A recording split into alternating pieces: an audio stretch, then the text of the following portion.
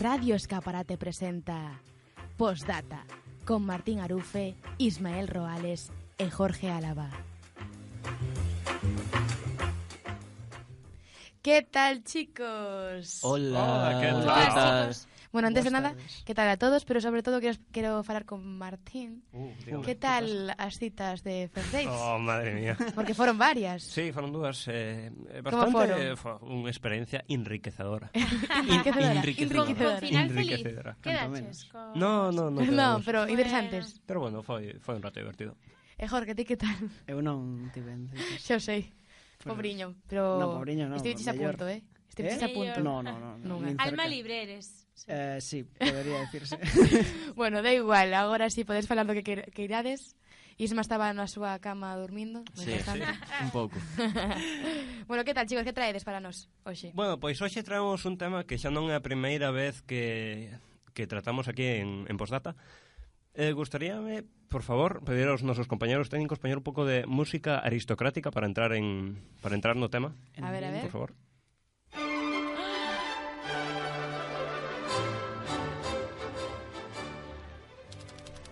Vale, entón vamos falar, como podía ser de outra forma, e xa recordando o último programa de Fernando VII, dos Borbóns, a nosa familia favorita.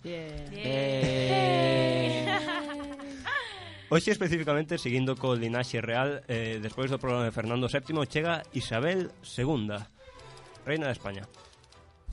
Entón, empezamos... Fernando VII, do que falamos outro día nun programa que se non bichedes deberíades ver, porque é un dos mellores, eu diría que dos mellores portatas que se fixeron nunca. O mellor, sen É a vosa ninguna duda. favorita, a sección favorita. O sea, sección non, Sí. Podría programa. ser. Está ben. Bueno, entón, Fernando VII morre, igual que todas as persoas neste mundo, deixa unha filla de 3 anos que automáticamente é coronada como reina. Obviamente, unha nena de 3 anos non pode gobernar un país, non un reinado.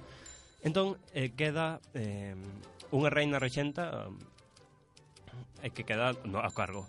Que pasa coa reina rexenta? Hai dúas cousas interesantes desta reina rexenta. En primeiro lugar, non lle facía demasiado caso a súa filla, estaba máis ocupada co seu amante. Entón, digamos que Isabel non estaba sendo demasiado atendida como rapaza. Como debería ser. Exacto. Outra cousa interesante desta reina rexenta é que se intentou meter en asuntos de política xeral e todo isto, pero enseguida os ministros que tiña o rei non lles interesaba isto e decidiron adiantar a maioría de edade de Isabel II aos 13 anos para así poder desfacerse o antes posible de María Cristina, que se chamaba esta reina rexenta. Todo correcto.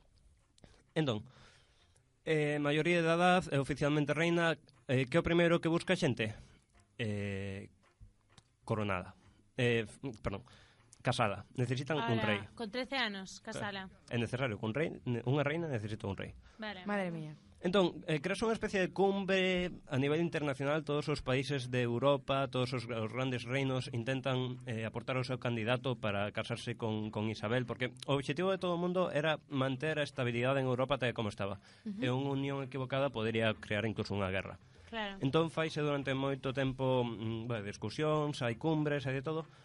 E acaban dicindo que Isabel II cásase con Francisco de Asís, que ten dúas cousas en común con Isabela. En primeiro lugar, ambos son Borbóns. De feito, Eran primos. Francisco era o primo irmán de Todo Isabela. queda en familia, non podemos... Todo queda en familia. En segundo lugar, a ambos lles gustaba moito os homes. Os homes. Menuda plot twist. De feito, hai unha cita que se agarda de Isabel II que recolectou, non recordo ahora que historiador foi, que en canto lle deron a noticia de con quen se iba a casar, a frase que dixo Isabela foi: no, por favor, con Paquita no. Que debía de ser como mote familiar que lle tiñan a Francisco de Asís. Con Paquita, no. Tamén chamábanlle Paco Natillas. Natillas? Paco Natillas, non sei por qué, pero chamábanlle así. Que forte. Natillas, non sei, Boísimo. mola. A saber. Bueno, vou seguir. Paco Copa Danone. Gústame iso. Que malo, verdade? Chao. Malísimo, Cristina, vaite xa. Como Veña, así, non, chao. Isma. Ui, que carallo, No, sigue. A ver, vou seguir caracterizando un pouco Sí. ao personaxe de Isabel II. Unha serie de feitos e sucesos que foron os que propiciaron unha cousa da que nos vai falar despois Jorge. Sí. Vale. Isabel II, na súa educación non era moi avispada. Aprendeu a ler aos 10 anos. A xente dicía que tiña unha caligrafía propia dunha pueblerina. Pueblerina. Sí. E quitando as sumas e as restas máis simples que vos podáis imaginar, non tiña nin idea de matemáticas. Entón a xente xa dicían así as malas lenguas que era retrasada. Tiña un problema. Eso é porque en todo queda na familia, al final pasan estas cousas. Non sae, Non é por nada, pero é certo. Isto tamén ten que ver un pouco co que dicía antes Martín, que non lle otorgaban a atención que unha nena Necesaria. precisaba. Claro.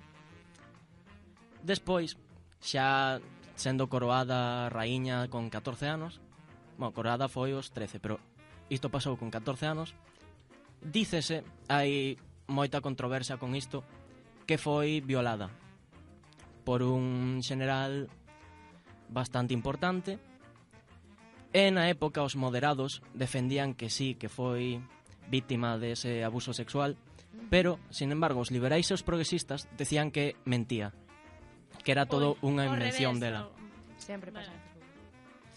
E hai unha cita de Isabel que dicindo iso, que foi víctima, quitando todo a parte máis desgarradora de todo o suceso, di: me agarró del vestido, me obligó a sentarme y me agarró de la mano hasta obligarme a rubricar. Joder. En serio. Sí, Oh. Vale, pero antes de nada, ¿qué es rubricar? culminar, Ah, vale, culminar. Iso. acabar o... O acto. Sí. Vale, Dios mío. Qué horror. O sea, E máis violada. tarde sufriu un atentado por parte dun cura que intentou apuñalada no costado, pero deulle nunha varilla do corsé e a herida non foi máis profunda que 1,5 centímetros. Entón, Uf. Pero pobre muller, non? A súa vida foi Foi unha merda, desastrosa. o sea... quedou un pouco trastocada. Total, Hombre. total. Sí, porque a raíña de perdón, a raíña Isabel, aparte de herdar a corona da súa nai, tamén herdou o seu gusto polos homes. Gustabanlle moito os homes, moito. De feito, se buscades Isabel II en Google, o primeiro que aparece xa é Isabel II seguida da palabra ninfómana, que é do que nos falaba Isma, que iba a falar agora eu. Como xa dixo Martín, casouse con Francisco de Asís, con quen tiña cosas en común, tales como a ser primos e irmáns, o que a ambos lle gustaban moito os homes, non? O seu matrimonio con Francisco deu lugar a moitísimos episodios e comentarios. Quizás o máis soado é a resposta que Isabel II lle deu a un embaixador que lle preguntou pola súa noite de bodas. E a reina afirmou, cito textualmente, ¿qué voy a decir de un hombre que en la noche de bodas llevaba en su camisa más bordados que yo en la mía? Gustaría puntuar en defensa de Isabel que o alcume que recibiu de reina ninfómana igual non era tan merecido, o que pasa é que se soubo dela moito máis Claro, que de sí. outras De outras mulleres. reinas. Claro. Sí, a Sí, raña porque, tivo... por exemplo, espera, María Cristina, a súa nai, tamén tiña moito...